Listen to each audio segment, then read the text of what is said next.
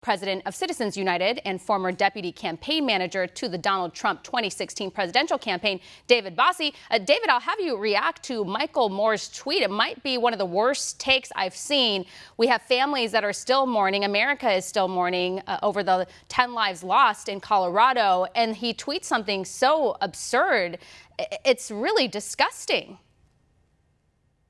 Well, America's used to Michael Moore being a disgusting human being, and he's been that way for a long time. And he hates. It seems that he hates America. Continues to say and do things that prove that out every day. Those on the left never allow something, a tragedy like this that has taken place. To go without a political axe to grind. They always have to, just like Joe Biden, Kamala Harris, and the left leadership, they can't allow these families to mourn. They can't allow the facts to come out, an investigation to happen before they politicize it. And that's the history of the left, because they want to take our guns. They want gun control. They want gun confiscation. They want to destroy our Second Amendment rights.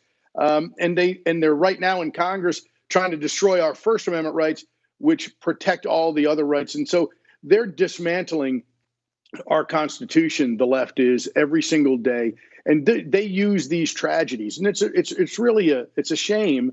And of course, Stephanie, you're like the first person that I've heard say on air the shooter's name, because the left and big tech.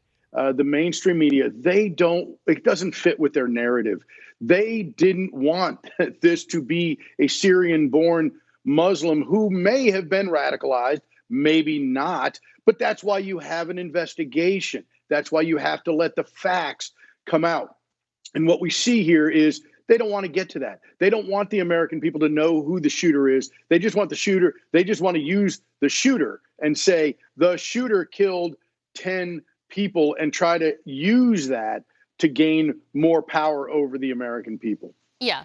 And you think of like the first day that we learned of the shooting, we had all these folks who were like eager to paint the situation as some angry white man at a grocery store having, quote, a bad day or whatever. And again, that just really divides us, and it's not helpful. And it's really reckless for them to jump to conclusions like that. And like, I'm saying his name now because that's what authorities are saying. They're calling him the alleged shooter. OK, so we have that information now, so we can talk about it. But it's interesting, all those people who were quick to talk about how he was a white male fitting some certain type of description are not apologizing today, by the way. They're saying, oh, well, like, we messed up. But at the end of the day, like, we still have a real issue with white men. And I've been talking about this for a long time. There's been like a war on white men in this country for a couple of years now. And so a lot of people are afraid to speak out about it. I'm a minority woman, so I feel like I have the right to speak out about it because, like, you know, the left, even leftist white men still like criticize white men. I think it's really bizarre. That being said, this is really despicable.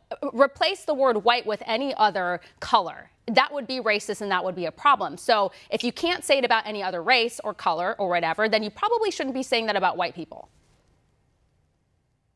It's just it's really a horrible time in America because every single thing. The filibuster is racist, right? The Second Amendment is racist. It doesn't matter what the issue is. It's racist. It is. They want to destroy the very fiber, the very being of our founding as a nation.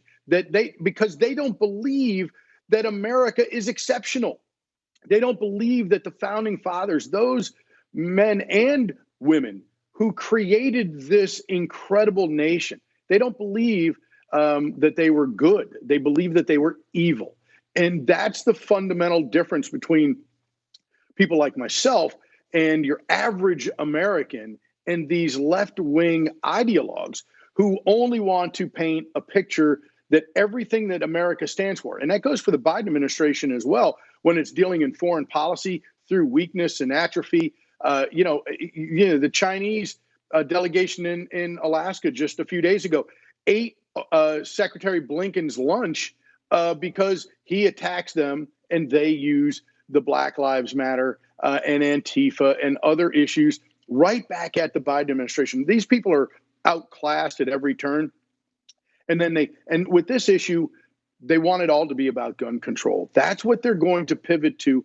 And they don't bother to say that Colorado already has a universal background check, that Colorado already has a large capacity magazine, a law against them. So they don't want to address those things, that those laws wouldn't have stopped this. What would stop this is if law enforcement had identified this individual before, if he had been radicalized, or if the narrative that the left is trying to do is say that he had mental illness. That means his family was obligated to tell people that he is mentally ill or disturbed or irrational.